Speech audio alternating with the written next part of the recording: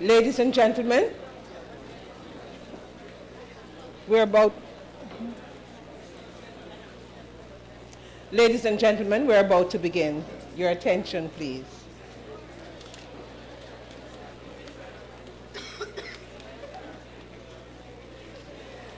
Jamaica's national anthem is a prayer calling on the Almighty for blessings and guidance. Please stand for the national anthem of Jamaica.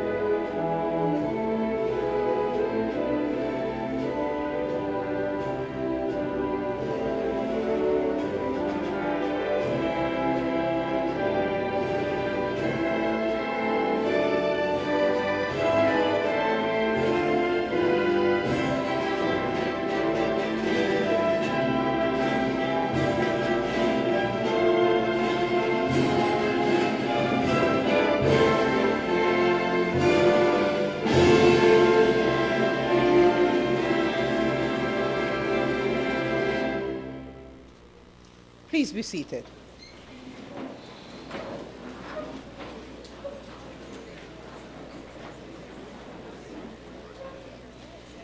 It is such a pleasure to see you here today. I want to thank you for coming out to spend time with us. My name is Essie Gardner, and I work for the Jamaica Tourist Board.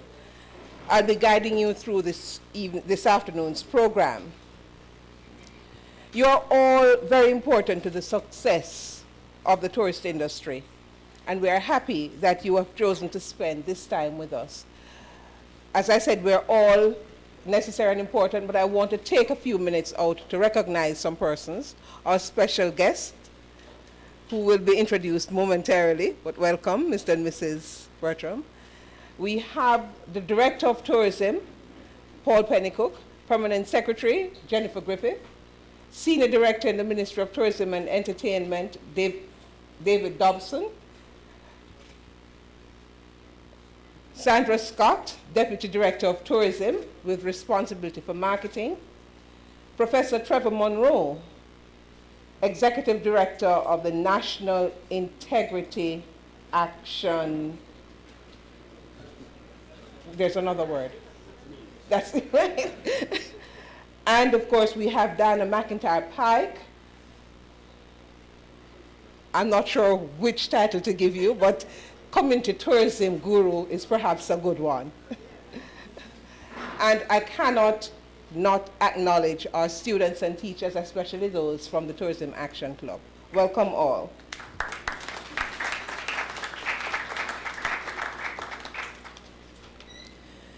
We're here today for the first in a lecture series looking at how tourism has grown and the impact that tourism has had on national development.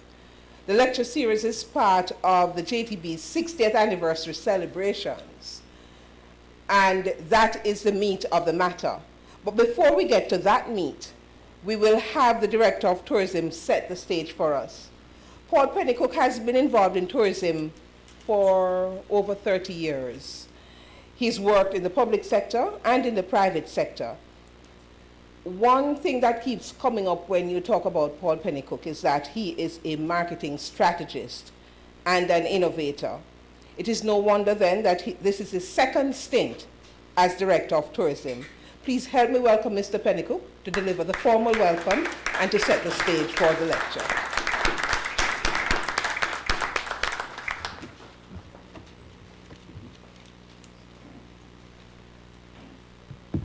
Thank you very much, Essie.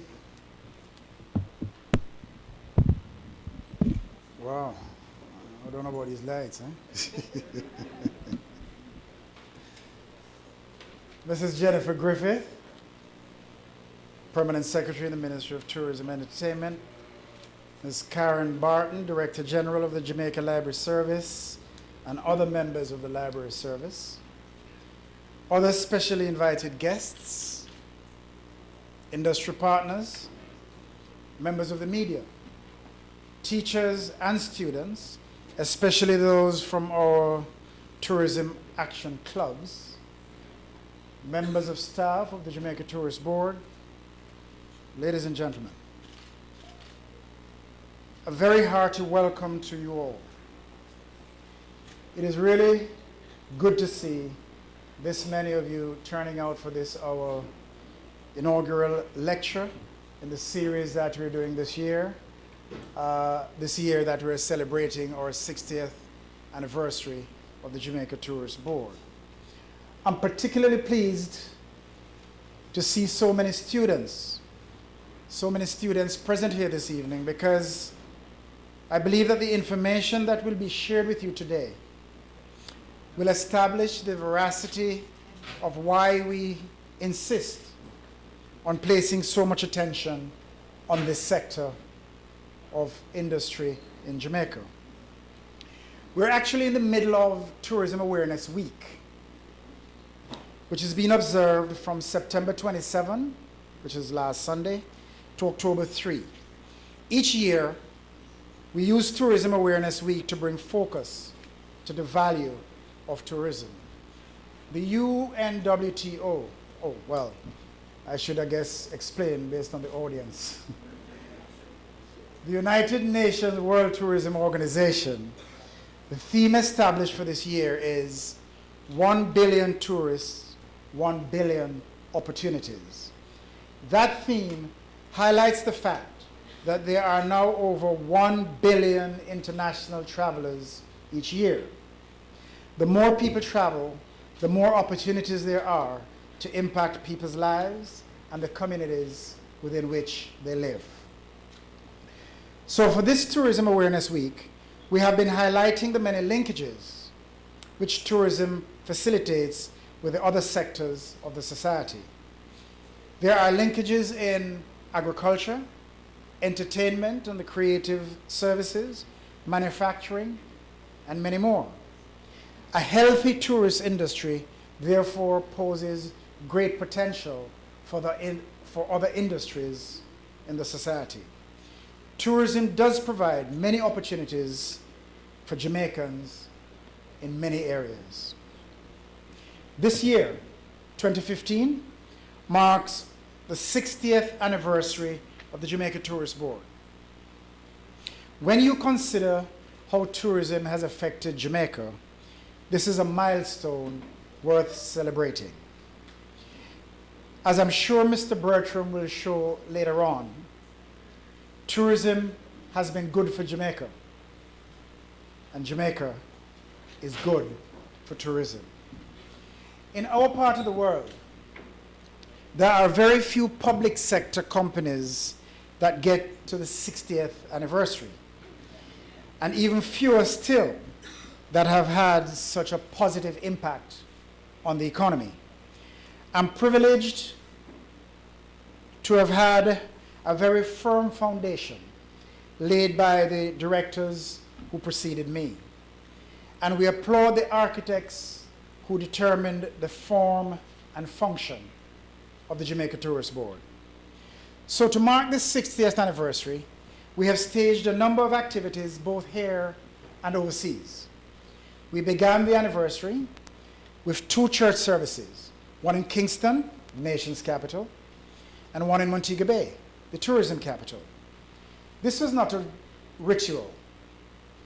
Man could not have created our iconic waterfalls or beautiful mountain ranges and the amazing vistas that attract so many visitors to our shores. Those are gifts from the Almighty, and we took a little time out to say thanks. At the start of the summer, we were afforded the opportunity to host 2 events in the United States under the umbrella of the 60th anniversary. We did these events in conjunction with Caribbean Week in New York, and in one event, we hosted a number of travel agents and tour operators just to say thanks. we had actually a boat ride up the Hudson River. In the other event, we worked with the Brooklyn Park Conservancy as their feature destination this year, and we were able to engage and interact with hundreds of families who, of course, are our potential customers. There are similar events planned for Canada and the United Kingdom. We will also use the anniversary platform to say thanks to the community, because without the permission of our citizens, tourism cannot flourish. So the management and staff of the Jamaica Tourist Board will be volunteering our services to benefit persons who do not often get the opportunity to interact with tourism. We also intend to honor about 80 members of our staff. That's 80 members of our staff who have served the Jamaica Tourist Board between 10 and 40 years.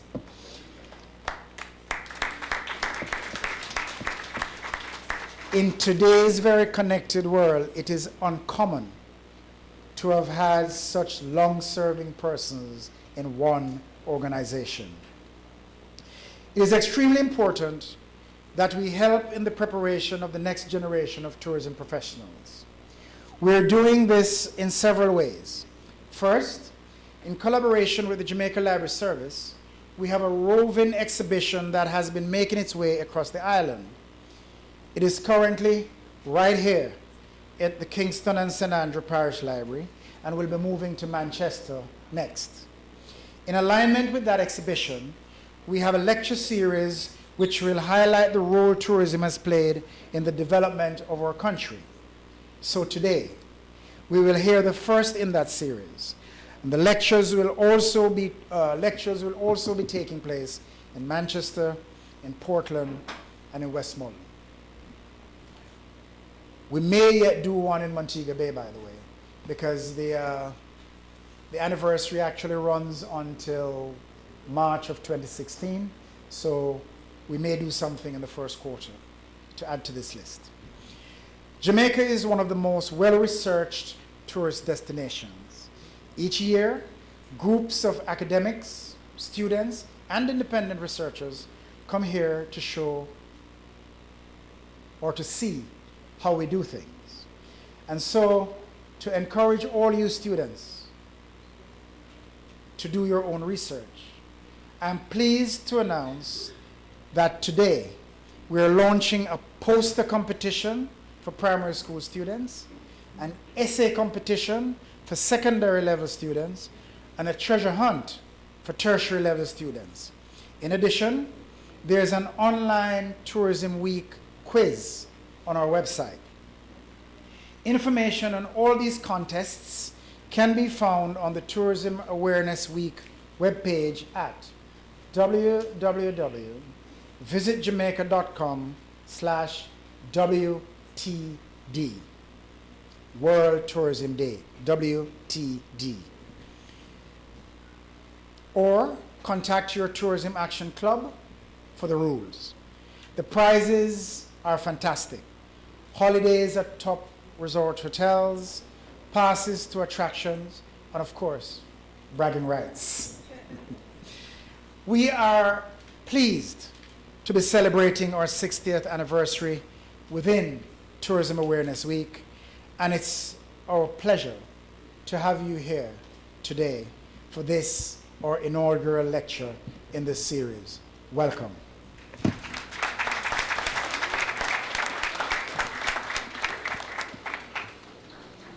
Two things I want to mention or comment on. Mr.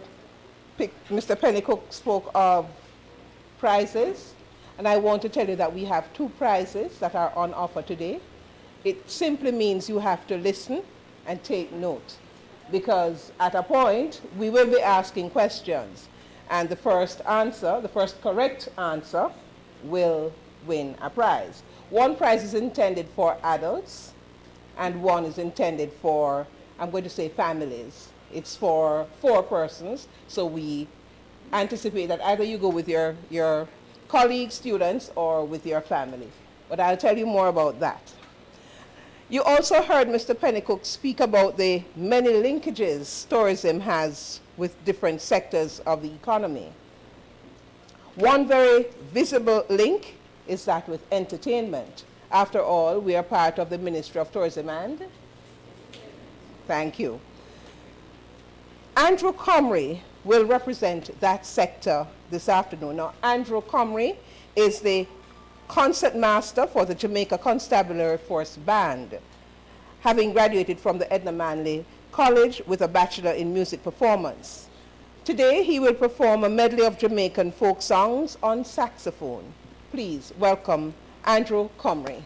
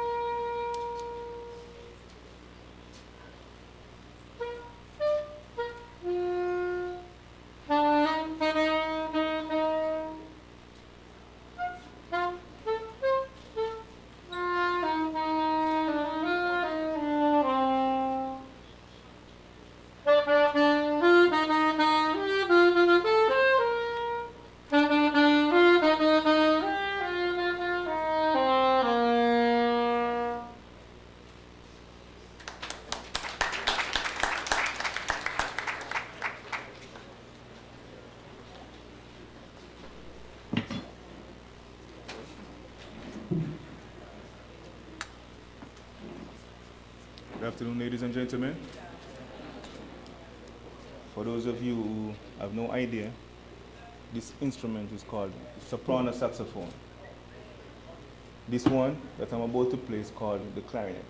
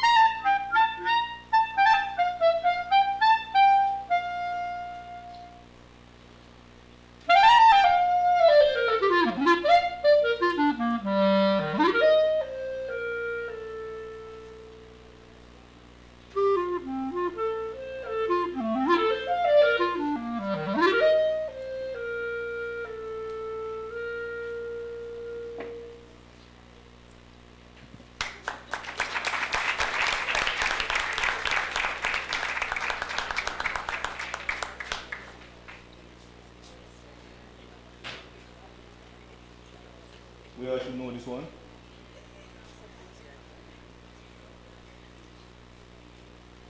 And please, feel free to participate.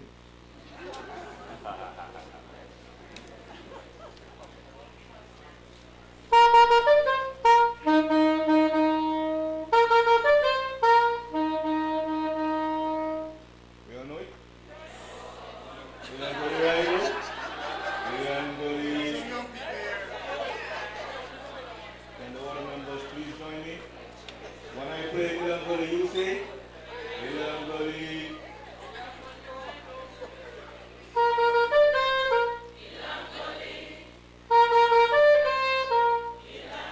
Again.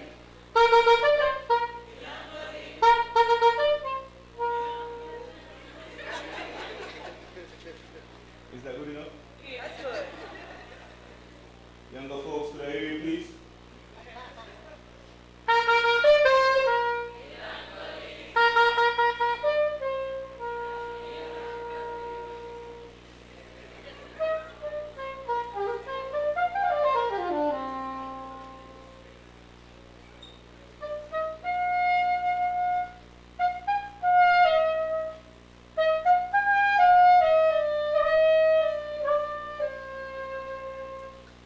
Can Betty Lou know that one? Close, close. Actually take names from a box, and when those names are drawn, we will ask the question, and that person would be required to answer.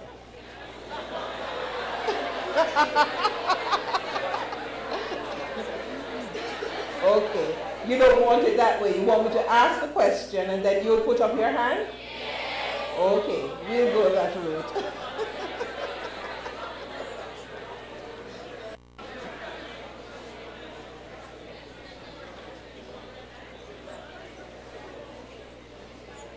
Now we come to the meat of the matter. There's some names that bring about certain images. But when I hear a name like Tennyson, what do you think I think of? Poetry, exactly. But Arnold Tennyson Bertram was born in St. Anne's, in Brownstown, St. Anne, and attended the Brownstown Elementary School. From Brownstown, he won a scholarship to Calabar High School. I take it you have some people from Calabar here. And from Calabar, he was awarded a scholarship to the University of the West Indies, where he successfully completed a bachelor's degree, special honors in history. Now you know where the love of history comes from, and perhaps other things. He has represented Northwest St. Anne as a member of parliament and served as a cabinet minister for a range of portfolios, including local government, youth, information, culture, and community development. He's a noted historian, having published works which include Jamaica at the Wicket, a study of Jamaican cricket and its role in shaping of Jamaican society. Adult Suffrage and Political Administrations, 1944 to 2002. A Mission to Perform, a biography of P.J. Patterson. The making of a sprinting superpower, Jamaica on the Track. He has also published A History of Calabar High School and Jamaica's National Heroes for the Ministry of Education. And later this year, he will be launching N.W. Manley and the Jamaican National Movement. He has done some special research for us here at the Jamaica Tourist Board, and so he will be presenting A History of Jamaica's Tourist Industry. Please help me welcome Arnold Tennyson Bertram. No, I know.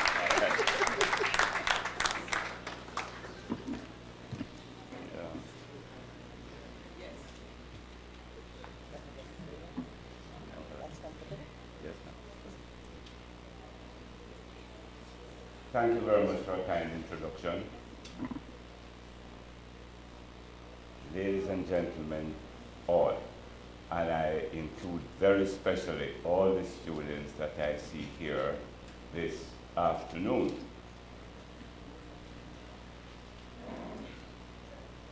Mr. Pennycook, I want to say through you a very special thanks to the members of your staff. I could not have asked for better support in the preparation of this lecture, and I just want to single out Ms. Gardner, who introduced me, Matthew Blake and Garfield Thomas, all excellent. In preparing this lecture, I made an observation.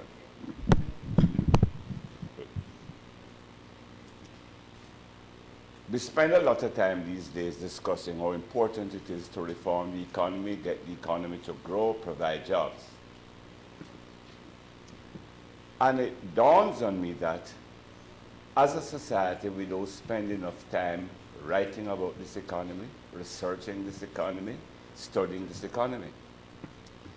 If you look, you can only find 2 full-length studies of the Jamaican economy. One, written by an English woman on the period 1830 to 1930, and then Owen Jefferson, whose work stopped at 1968. Of course, there have been numerous articles and little studies, but I make a link between the fact that we are having these problems with economic development and that we spend so little time and devote so little resources to the study of the subject. And it should not be. We have 2 major universities that will subsidize to the tune of about $8 million annually. We should not be in this situation. So I really want to say a word of commendation for the Tourist Board for this idea of a lecture and for us to begin a conversation about the history of tourism in Jamaica. For the students, I'd just like to say one word. If there is one factor, one contributing factor to any scholarship I've achieved in life, it is that I was encouraged to read. I was very fortunate to be the last of 4 children. And I attended elementary school in the days when the school year ended in December. So you got your book list in December. We didn't have much money, but my mother had the priorities right. So she bought the 4 sets of books before Christmas. So as the last one, of course you have your books, but you have the books of the 3 elder ones before you that you can start reading. And my parents always encouraged me, and to this day, I read quite a lot. So I would like to encourage the students who are here, read. No harm would come of it, only good.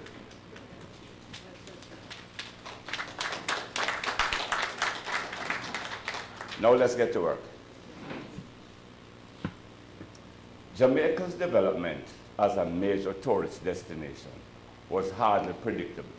Nobody could have predicted it. Because in spite of its natural beauty, nobody would have thought that an island that for 2 centuries had been a graveyard for both settlers and visitors would be promoted as a health spa. Nobody could have predicted that the waterfront of the capital city, and the capital city then was mired in disease and poverty, could become a playground for the rich and the famous. Even fewer people would have seen the emergence of reggae music and its